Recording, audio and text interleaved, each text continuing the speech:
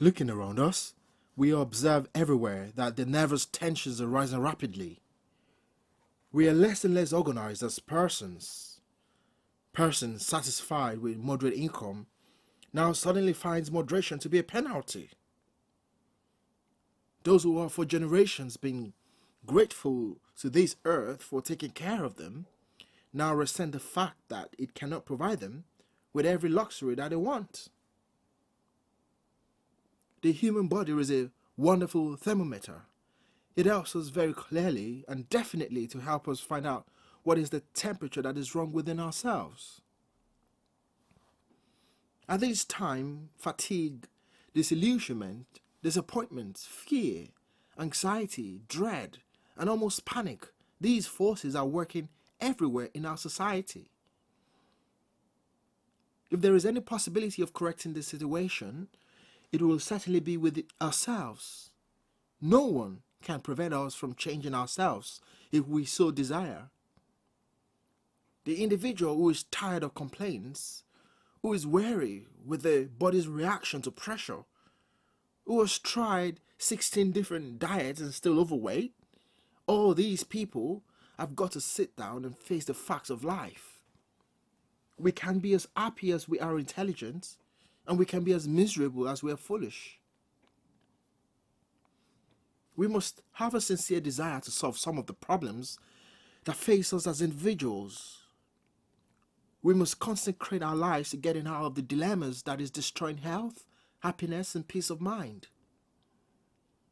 We are only here for a relatively short time, perhaps 90, perhaps 100 years, maybe a few extra years thrown in for good measure. In this span of time, we must make a series of decisions. From the beginning to the end, we must stay our living with intelligence. When intelligence fails, security fails. How are we going to get this intelligence? For a long time, we thought we could get it by education. But this is becoming increasingly doubtful. The trouble with education is that it assists us to adjust to what is wrong, but does not attempt to correct the errors. For a long time, we've been training people for special fields of activity, which generally ceases to be important by the time the training is complete. Education is not giving us the internal resource necessary to control ourselves. Education will help us get our minds off of trouble by the hope of executive promotion in business. It assumes that if we know enough, study hard enough, graduate successfully enough, we can live in reasonable comfort during the course of our lives. This is a beautiful thought, but it's not supported by common evidence today. The next point is religion. Religion tries to explain to us that there are values which are more important than material success. This will be more convincing if so many beliefs are not developing very selfish attitudes and are working for material success. Actually, the primary contribution of religion is to dedicate the individual to the principles, to make him understand why he has to keep the rules if he wants to be happy. Religion will also put the instrument of faith in the individual, and he would be able to feel that there is a power in nature working on his side as long as he behaves himself. This does encourage, and does help a great many persons. Many who try these methods become disillusioned because religion does not work miracles in their personal problems. We begin to develop attitudes when we're children, and by the time we get to middle life, the attitude controls us. We're no longer able to resist the pressure that comes from our emotional and mental complexes. One of the first and most important problems we face is the effort of one another to live on a pattern or in a pattern with a minimum of stress. It is very important to our health and happiness to use as little energy as possible, repenting our own actions. It is also very important that we should not undertake projects that will destroy us in the hope of some special reward.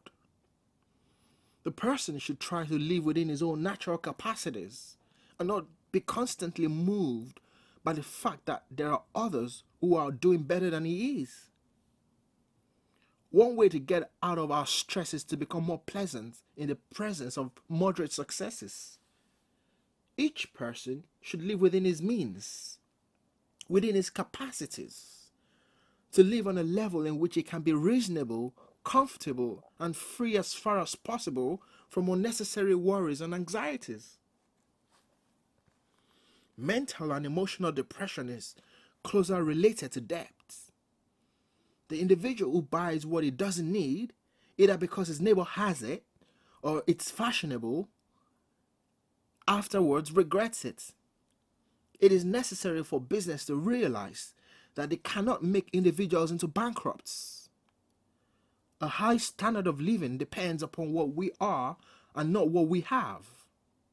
Very often, a reduction in our luxuries results in an improvement in our integrities.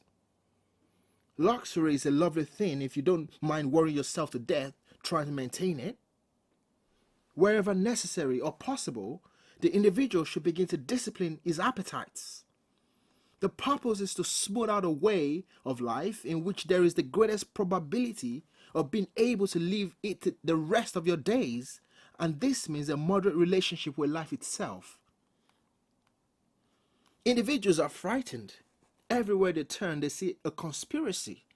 Whatever happens, as we have observed from the past, the worst does not occur.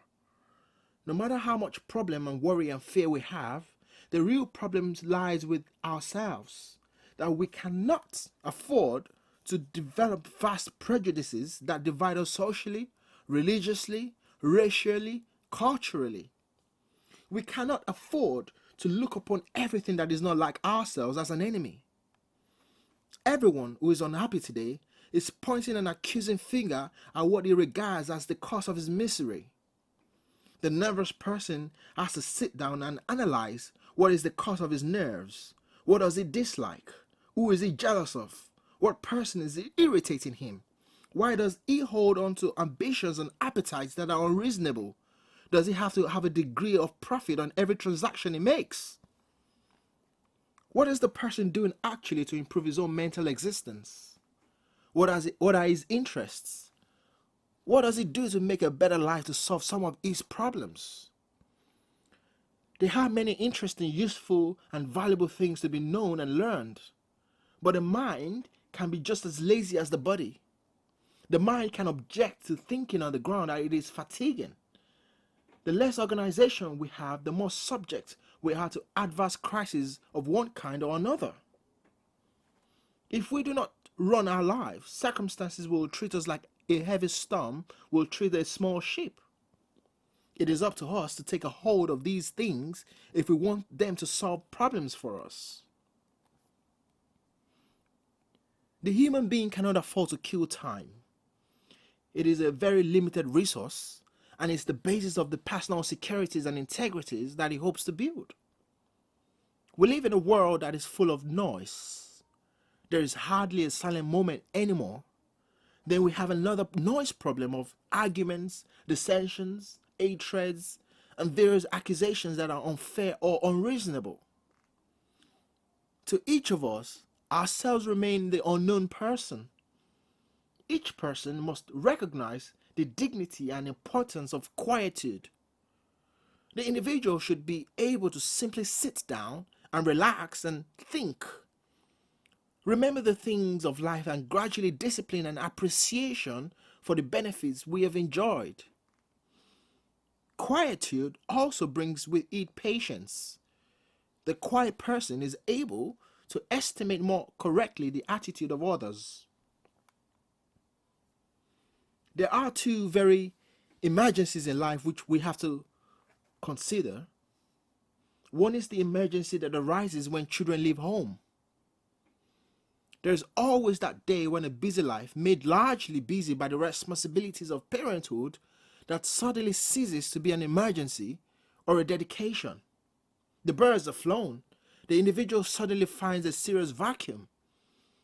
He has no longer the responsibilities. the anxieties and worries of parenthood.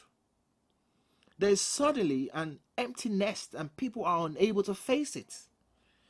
They do not know what to do with themselves. They do not realize that maturity requires a need for a personal existence. The time is very necessary to think seriously of starting a second career or carrying an early one. It may be that we should advance our education so that we're no longer neglected parents, but now adventurers going out on a pattern of personal accomplishments. Also, do not transfer all of these wasted energy and time on grandchildren. Think always in terms of life of your own. This means sometimes you may be very helpful to the grandchildren, but do not let them take the place of children as a center of interest and as an excuse why you should not do any thinking of your own. The second emergency that comes along is the emergency of retirement. This is sometimes one of the most difficult of all, and probably the difficulty is very largely to be faced by the wife. The man is suddenly home all the time, and it was bad enough when he was at home at weekends. Now he is nervous, unsettled, and does not know what to do. He does not know why he is suddenly deprived of all the original incentives of life, because in the course of his business career, he practically forgot or neglected his own personal survival. A number of persons have found it possible to develop a third career. There are many persons in their 60s who have suddenly found themselves fulfilling many of the interests and attitudes of earlier life. The businessman and the wife should have other interests that they have been developing over the years, so that the transition from one focal point of activity to the other is comparatively slight. If there is no such an adjustment possible, bewilderment settles in, and all kinds of false values take over. That a person should reach retirement age without a mind sufficiently disciplined to carry him from that point on seems difficult to believe, but it is very, very common. Most of all, the person retiring at 65 or 70 has no interests in life. It is an indictment of his previous living and also a hazard to his survival. A proper plan after retirement from business can add 10 or 15 healthy years to the life of the person and can give them an opportunity for mental and emotional maturity they were deprived of during the long years of business involvements. The long-range plan should be something that is filled with hope, filled with resolution, filled with dedication to various useful, constructive, and unselfish activities. The moment we begin to develop wrong attitude, we begin to endanger not only peace of mind, but of health of mind. We become very close, perhaps, to mental disease. The same is true with emotional disease. One of the simplest attitudes we have to work with is prejudice. Prejudice opens the person to every type of negative propaganda that can be launched against him by society. Prejudice destroys peace of mind and cuts him off from important and friendly people. He becomes locked in concepts that every dog is like the dog that bit him. There is no possible way that prejudice can end in anything except sickness. Health depends upon seeing good in everything. The most common prejudices are religion and racial, but national, political, industrial, economic, educational, medical, and all different fields are burdened with prejudice. Emotional intensity is always very often a matter of frustration. People like to believe they know what love is. Love is a very mysterious thing, and people have been trying to find definitions for it from the beginning of time. Love usually, as St. Francis pointed out, is the bestowing of affection, not the demand for it. The individual who gives an honest affection fulfills love in the best possible way. Love is something that requires a great deal of thought, or it can ultimately lead to the greatest despair, to emotional and mental distress that is almost beyond calculation. Love brings with it suspicion, which is very serious. It brings with it jealousy. Love asks nothing and gives all. It is a dedication of self to something greater than himself. But where love is a constant self centeredness, we have people all the time who are disappointed by love, and 50 years later, the embitterment continues. Everything in life has been ruined by the infidelity of the person.